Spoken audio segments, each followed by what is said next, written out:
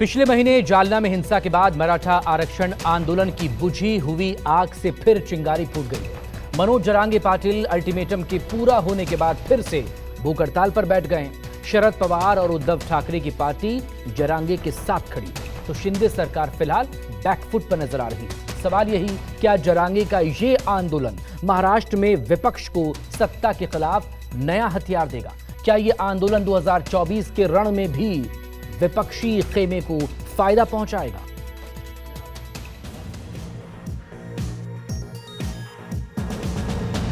चालीस दिन का अल्टीमेटम खत्म हुआ।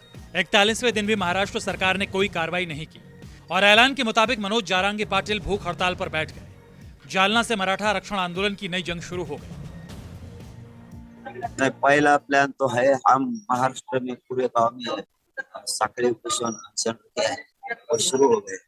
हम 28 तारीख के बाद दूसरा भी टप्पा पार करेंगे, क्योंकि ये पहला ही टप्पा उनको मिलेगा नहीं और दूसरा तो उनको झेपे भी नहीं। देखो तुम ये शांतता का युद्ध कैसा होता है। तो सरकार ने और देश ने पहले बार देखा होगा शांतता का आंदोलन भी सरकार को पेल नहीं सकता। सभी पक्ष के सत्ताधारी से सभी पक्ष के लोगों ने ठहराव किया था। उन्होंने बोला था कि 4 दिन में आपकी मांग पूरी करनी तो नहीं हो सकती, वो कायदा टिकेगा नहीं। इसलिए आप सरकार यानी कि सभी पक्ष महाराष्ट्र के बोला था कि आप ठहराव पारित करते हैं, आप 1 महीने का समय दे दो, ये आंदोलन शांतता से ही चलेगा, हम आंदोलन करेंगे ही नहीं। लेकिन ये शांतता का युद्ध जो है, शांतता का आंदोलन जितना कि हमें रहेगी, लेकिन ये सरकार को पेलेगा। इतनी बात मैं साफ आपको कर रहा हूँ, सरकार को पेलेगा नहीं। मराठों का ये शांतता का युद्ध नहीं पेलेगा, नहीं पेलेगा। आप देखते जाओ ये शांतता का युद्ध कितनी ताकत से होता है। 40 साल के मनोज जरांगे पाटिल मूल रूप से भीड़ के रहने वाले हैं। रोजी रोटी के चक्कर में उन्हें जालना के अंबाद आना पड़ा था। यहाँ उन्होंने एक होटल में काम करके जैसे तैसे गुजर बसर किया। कुछ समय बाद पाटिल ने कांग्रेस के कार्यकर्ता के तौर पर जीवन के नए अध्याय का आगाज किया, लेकिन शायद उन्हें सियासत की कुछ शर्तें नागवार गुजरी और उन्होंने पार्टी छोड़ दी। कांग्रेस छोड़ने के बाद पाटिल ने शिवबा संगठन नाम का संगठन बनाया। यह संगठन मराठा समुदाय के सशक्तिकरण के लिए काम करता था। पिछले साल अगस्त में मराठा कार्यकर्ताओं ने महाराष्ट्र के मुख्यमंत्री एकनाथ शिंदे से समुदाय के आरक्षण की मांग उठाई थी। उस दौरान कार्यकर्ताओं की आवाज में पाटिल का एक वीडियो भी शामिल था। तब पाटिल की आवाज शिंदे तक नहीं पहुंच सकी। ठीक 1 साल बाद सीएम शिंदे को पिछले हफ्ते पाटिल को फोन करने के लिए मजबूर होना पड़ा। उन्होंने भूख हड़ताल पर बैठे पाटिल से आंदोलन बंद करने का अनुरोध किया। पाटिल ने सीएम के अनुरोध पर ध्यान नहीं दिया और बीते 8 सितंबर को मनोज जालना में 7 अन्य कार्यकर्ताओं के साथ भूख हड़ताल पर बैठ गए। पुलिस ने उन्हें अस्पताल में भर्ती कराने के लिए वहां से हटाने की कोशिश की, लेकिन वो हटने को तैयार नहीं हुए, जिससे हिंसा भड़क उठी। मराठा कार्यकर्ताओं ने पुलिस पर बड़ी संख्या में प्रदर्शनकारियों को पीटने का आरोप भी लगाया।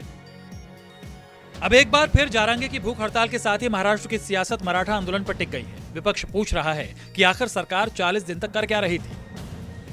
मैं तो पूरी मांग कर रही हूँ, मैं पहले दिन से मांग कर रही हूँ कि महाराष्ट्र सरकार ने एक स्पेशल अधिवेशन लेना चाहिए। धनगर, मराठा, लिंगायत और मुस्लिम समाज का जो आरक्षण है, इसके लिए अर्जेंटली यहाँ एक ऑल पार्टी मीटिंग बुलाए और उसी ऑल पार्टी मीटिंग में एक स्पेशल असेंबली का अधिवेशन ले। यहाँ से प्रस्ताव दिल्ली भेजे, दिल्ली में पार्लियामेंट का एक सेशन बुला सकते हैं। हम पूरी ताकत के साथ सरकार के साथ खड़े रहेंगे। अगर मराठा, धनगर, लिंगायत और मुस्लिम समाज को आरक्षण देने का सवाल है तो एनसीपी, राष्ट्रवादी कांग्रेस पार्टी पूरी ताकत से उसके साथ खड़ी रहेगी, जो भी सरकार ये काम करेगी। मराठा आरक्षण महाराष्ट्र की सियासत के लिए कितना अहम है, इसका सबूत विजयदशमी के मौके पर शिवसेना के दोनों गुटों का वो भाषण है, जिसमें सीएम शिंदे हर हाल में आरक्षण दिलाने का वादा कर रहे हैं, तो उद्धव ठाकरे शिंदे सरकार को जनरल डायर बता रहे हैं। मराठा समाजाला टिकणारं आरक्षण हे सरकार देणार म्हणजे देणार। या एकनाथ शिंदेच्या शरीरामध्ये रक्ताचा शेवटचा थेंब असेपर्यंत या मराठा समाजासाठी लढणार। मी छत्रपतींच्या